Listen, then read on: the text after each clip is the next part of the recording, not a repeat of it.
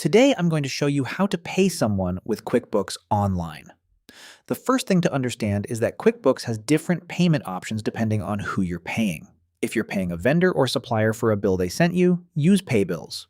From your dashboard, click Create or New, then select Pay Bills. Choose the bill you want to pay, select the payment account, enter the payment date, then click Schedule Payment and Save. This is the best option when the bill was already entered into QuickBooks and you now want to record or schedule the payment. If you're paying someone for something you already paid for immediately, use Expense. Click Create or New, then choose Expense. Select the person or business you paid, choose the payment account, enter the amount, category, and date, then save the transaction.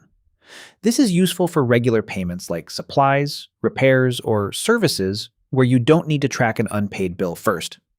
If you want to write or record a check, choose Check. Go to Create or New, select Check. Enter the payee, bank account, date, amount, and category, then save or print the check if needed. If you're paying an employee, you don't use Pay Bills. You use Payroll.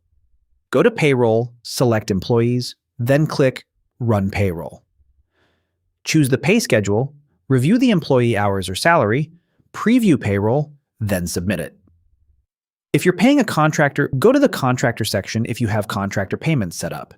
You can also record the payment using expense or check, depending on how your QuickBooks account is set up.